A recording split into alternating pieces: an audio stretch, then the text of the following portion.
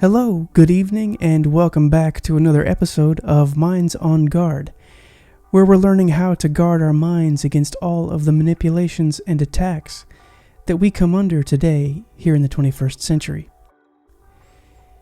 We have recently been discussing the sunk cost fallacy and how it arises in various situations in any person's life. We've looked at some examples generally and in some detail, which outline the underlying drivers as to why and how people fall into the trap of the sunk cost fallacy. Throughout the examinations of this fallacy, we have encountered a few other thinking errors which either contribute to the sunk costs already incurred or drive new and deeper sinking which exacerbate the problems at hand. We have also covered the appeal to emotion on this channel before, so I encourage those who have not seen those videos to go back and watch them. I'll link them in the descriptions below. What I want to cover tonight is the appeal to authority fallacy.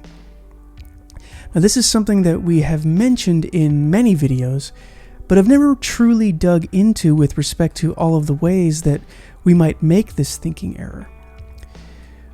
When we take a little time to think about all of the ways that we can apply some kind of authority to a person or a group, it becomes very clear that the appeal to authority is really a serious problem that we need to be very careful to search out within our own thinking.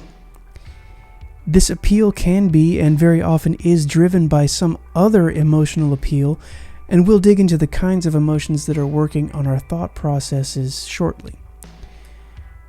Most of what I'll discuss here are ways in which I have committed this thinking error, and as such I'll be drawing upon personal experience as well as some source material from the frontisterium.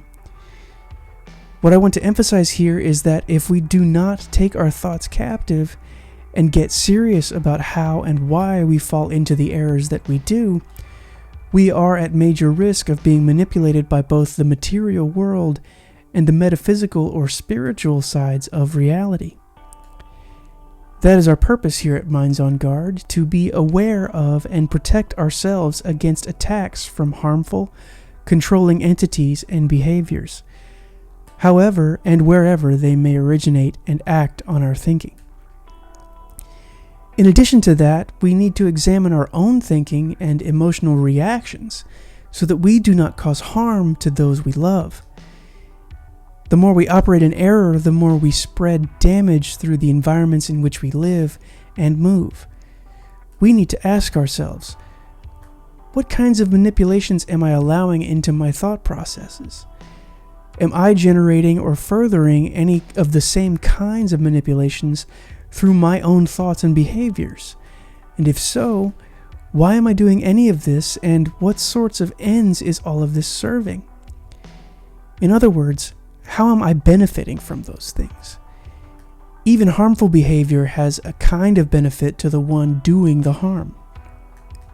Are we in any way serving the darker, more selfish aspects of our hearts and minds through continuing appeals to authority and emotion? Let's see if we can shed some light on these issues and answer some of these questions.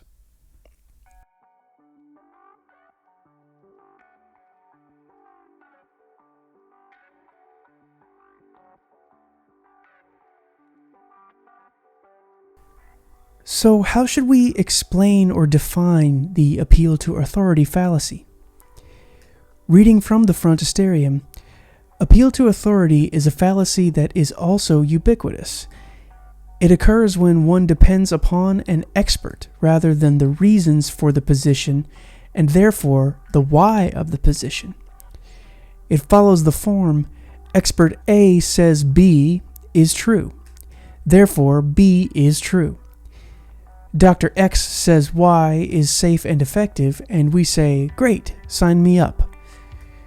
This is one of the easier ones to pull the wool over the eyes of a populace with, as it transforms with little effort into a fallacy of obfuscational inducement.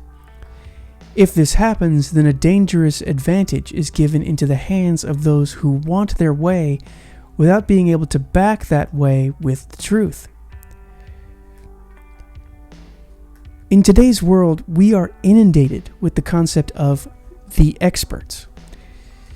This amorphously ambiguous term permeates our news cycles and society's general appeals to this class of ever-shifting groups and individuals has become a catch-all for those who wish to pass themselves off as rational people who are primarily concerned with truth.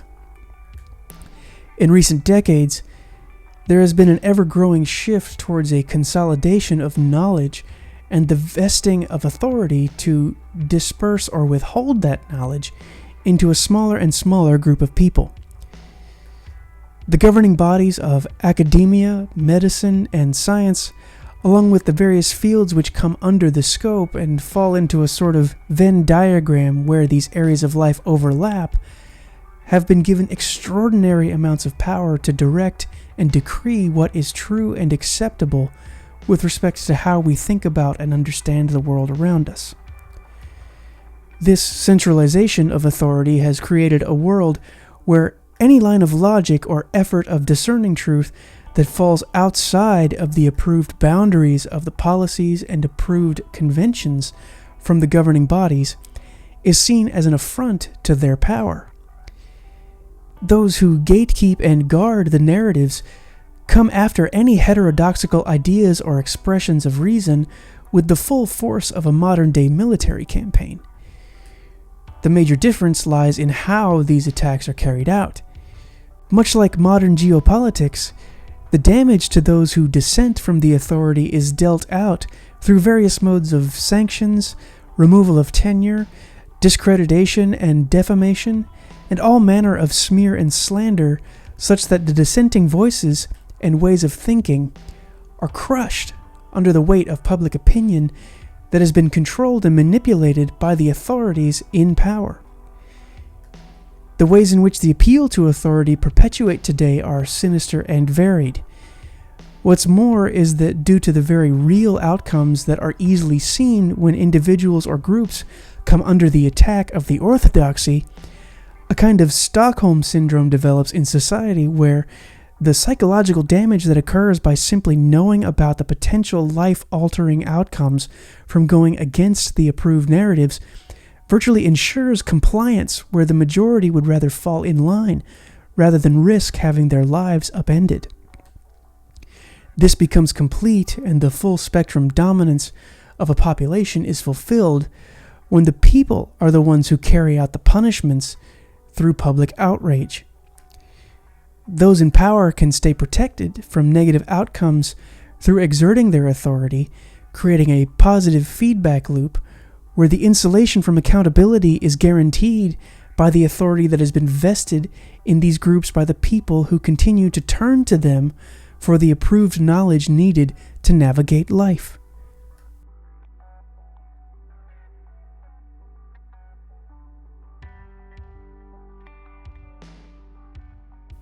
The core problem with the appeal to authority fallacy is that when we fall into this error, it is a full-scale offload of our individual responsibility to think and use our reasoning skills to discern truth from lies. This can and does come in all sorts of variations, and some of them are quite surprising, and if examined down to the core drivers of why we fall into this thinking error, it may reveal some of the most profound evil lurking within our subconscious. Now, while that is scary and concerning, we don't need to be afraid of the process of examination of our own thoughts and subconscious. Bringing these things to light is how we can grow and learn to avoid making these errors and live with the integrity to take ownership of that responsibility that we all have to live in accordance with truth, love, and in service to others. When we constantly appeal to authority, we create an environment where we will continue to be a victim to the authorities to whom we have given up our ownership of responsibility for thinking well. This is done via a codependence that is formed between the one who is given the authoritative status and the one who relies on that authority for the knowledge of what they conclude to be right. There has been a kind of silent agreement made between the two parties where, If I give you the responsibility to do my thinking for me, you can essentially do whatever you want, and I won't question it. There is no accountability in that relationship, no integrity and no incentive on either side to question the validity of whatever is being touted as the correct ways to think, live, and discover what is true about anything. In the Fraudisterium excerpt, it's noted that a dangerous advantage is given into the hands of those who want their way without being able to back that way with the truth. Over the whole of human history, we have seen this play out to disastrous ends. The worst kinds of evil and crimes against humanity have been carried out through this mass-scale codependency. Fear is a major factor at play in these outcomes, and when we're thinking reactively at the population level, it can lead to genocidal destruction without any accountability for the evils being committed. This is the more extreme and obvious outcome of the appeal to authority at mass scales. But I mention it to emphasize the severity of the problem. Yet, this all starts within each individual who has the gift of reason and a sober mind.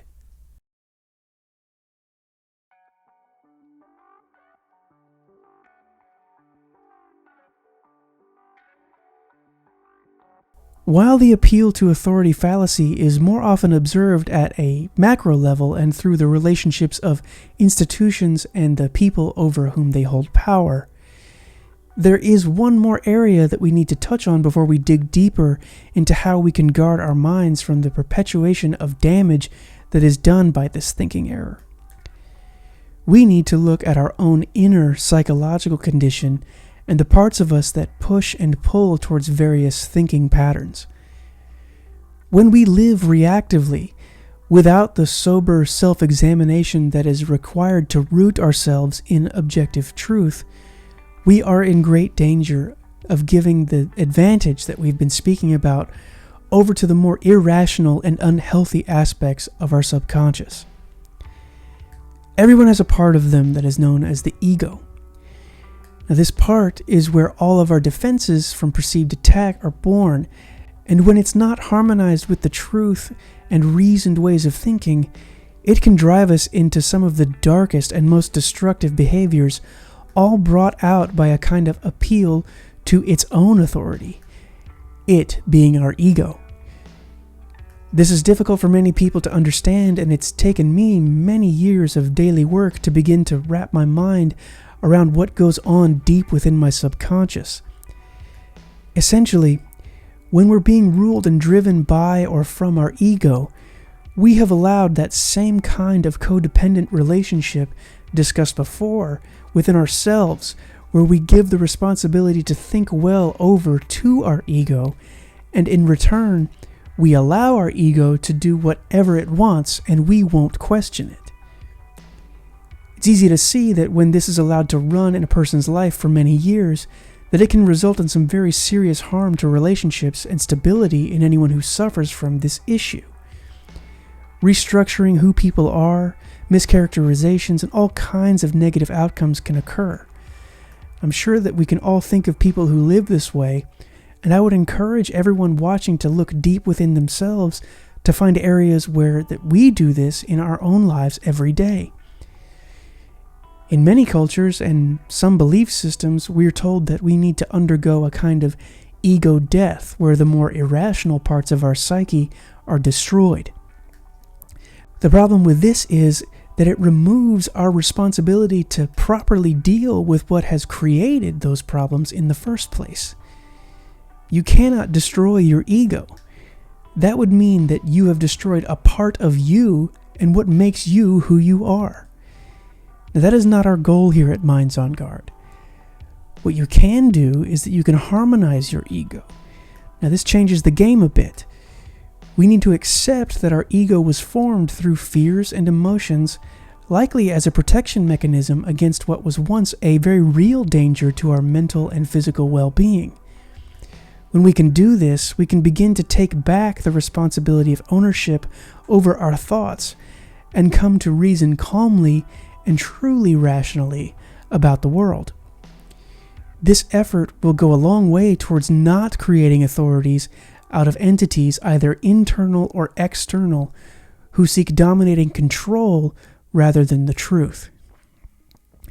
In upcoming videos, much like the previous series where we dig deeper into various specific subjects, we will continue to look at the appeal to authority fallacy and start to find answers to those questions that were posed at the start of this video. I pray that this will be a rewarding and healing effort for all of you that are watching. And until next week, stay safe, stay diligent, and stay vigilant, keeping your minds on guard.